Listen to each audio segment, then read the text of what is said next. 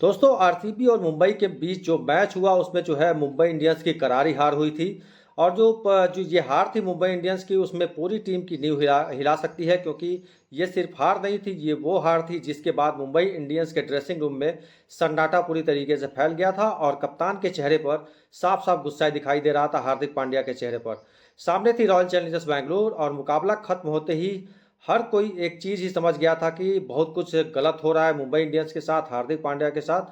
Match खत्म हुआ, खिलाड़ी मैदान से बाहर आए, लेकिन असली कहानी तब शुरू हुई जब हार्दिक पांड्या जो है पोस्ट मैच प्रेजेंटेशन में पहुंचे थे और वहां पर आवाज़ जो उनकी थी वो शांत थी, लेकिन शब्दों में छुपा था। साफ उनके चेहरे पर गुस्सा दिखाई दे रहा था और उनके चेहरे पर जो गुस्सा था वो साफ महसूस हो रहा था। उन्होंने किसी का नाम तो नहीं लिया, लेकिन जिस तरीके से उन्होंने कहा है वो सीधे सीधे टीम के हर विभाग पर जो है हर खिलाड़ियों के ऊपर था। उन्होंने कहा कि we concede way too many runs, यानी कि मुंबई इंडियंस ने बहुत ज़्यादा रन लुटा दिए थे और इसी वजह से जो है मुंबई इंडियंस इस मैच को हारी थी। और बल्लेबाजी में भी जो है रदरफोर्ड के अलावा कोई खास बल्लेबाजी नहीं कर पाया। अब ये जो लाइन सुनने में साधारण लगती है, लेकिन इसके पीछे की अगर पूरी कहानी छिपी हुई है। जब आपकी टीम लगातार 180-200 प्लस रन खा रही हो तो इसका मतलब सिर्फ इतना ही नहीं होगा कि गेंदबाज खराब है। इसका मतलब होता है कि आपकी प्लानिंग, आपकी जो एग्जीक्यूशन है और जो आपको प्रेशर हैंडलिंग, तीनों तीनों डिपार्टमेंट में फैल रहे हैं। और इसी वजह से जो है मुंबई इंडियंस की हार भी हुई है।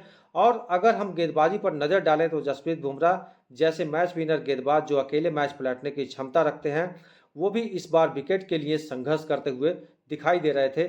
उनको कोई विकेट नहीं मिला। दूसरी तरफ ट्रेंट बोल्ट जो पावर प्ले में नई गेंद से बल्लेबाजों को परेशान कर सकते हैं, वो रन नहीं रोक पाए। और जब शुरुआत से ही विपक्षी टीम को मोमेंटम मिल जाए तो फिर 20 ओवर तक वही दबाव बना रहता है और यही देखने को मिला। जो है हार्दिक पांड्या गेंदबाज बदलते रहे, लेकिन आरसीबी के बल्लेबाजों ने जमकर बल्लेबाजी की और उनके गेंदबाजों की जमकर धुनाई भी की। और हार्दिक पांड्या ने अगली लाइन में कहा कि we are just catching up not leading, यानी कि मुंबई इंडियंस मैच में कभी आगे नहीं रही थी। और उसके बाद यहाँ से सबसे बड़ा सवाल उठता है बल्लेबाजी पर, क्योंकि अगर आप पहले बैटिंग कर रहे हैं तो आपको जो है स्कोर सेट करना होता है और अगर आप चेस कर रहे हैं तो आपको शुरुआत से कंट्रोल लेना होता है। यहाँ पर लेकिन क्या हो रहा है, टीम हमेशा पीछे से मैच पकड़ने की कोशिश कर रही है और यही सबसे बड़ा कारण हो रहा है मुंबई इंडियंस की हार का। अब बात करते हैं पावर प्ले की, तो टी20 क्रिकेट में पहले 6 ओवर में पूरे मैच की दिशा तय करते हैं और वहीं पर यहाँ से जो है रोहित शर्मा से उम्मीद होती है कि वो टीम को तेज शुरुआत देंगे, लेकिन अगर वो धीमी शुरुआत करें या जल्दी आउट हो जाए तो टीम तुरंत दबाव में आ जाती है। इसी तरीके से सूर्य कुमार यादव जो अपनी आक्रामक बल्लेबाजी के लिए जाने जाते हैं, अगर वो भी रिदम में नहीं दिखाई देते तो मिडिल ओवर्स में रन बनाना और ज़्यादा मुश्किल हो जाता है।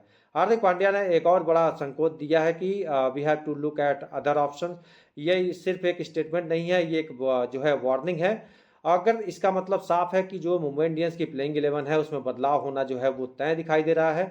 कुछ बड़े नाम जो हैं वो लगातार परफॉर्मेंस नहीं कर पा रहे हैं, उन्हें बाहर बैठाया जा सकता है। उसके बाद से और नए खिलाड़ियों को मौका जो जो बेंच पर बैठे हुए हैं उनको मौका दिया जा सकता है, क्योंकि आईपीएल में परफॉर्मेंस ही सब कुछ होता है। हार्दिक ने भी यहाँ कहा कि we need to improve both bat and ball, यानी कि जो है समस्या एक डिपार्टमेंट में नहीं है, पूरी टीम बैलेंस खो चुकी है। ड्रेसिंग रूम का माहौल कैसा होगा कल्पना कीजिए, कोई बात नहीं कर रहा है, कोई हंस नहीं रहा है, हर खिलाड़ी अपने आप से सवाल कर रहा है मैंने कहाँ गलती की है। और यही वजह है। और कप्तान हार्दिक पांड्या जो हमेशा अग्रेसिव और कॉन्फिडेंस दिखाई देते हैं, इस बार अगर आप अंदर से देखेंगे तो पूरी तरीके से हिले हुए थे, पूरी तरीके से हताश और परेशान दिखाई दे रहे थे। उन्हें लगातार उन्होंने क्योंकि लोग जो है लगातार हार किसी भी कप्तान के लिए सबसे बड़ा प्रेशर होता है। अब आगे क्या होगा आने वाले मैचों में, मुंबई इंडियंस एक नई स्ट्रेटेजी के साथ उतर सकती है और पावर प्ले में क्या अप्रोच होगा, गेंदबाजी में रिएक्शन कैसा रहेगा और प्लेइंग 11 में बड़े बदलाव तो संभवतः दिखाई दे रहे हैं, क्योंकि अगर आप भी बदलाव नहीं हुआ तो यह सीजन हाथ से निकल जाएगा मुंबई इंडियंस की तरफ हाथ से। लेकिन एक बात तय है कि मुंबई इंडियंस जैसी टीम जो है इतनी आसानी से हार मानने वाली नहीं है। अब देखना यह है कि क्या ये टीम कमबैक करेगी या फिर एक हार और एक लंबी गिरावट की शुरुआत है।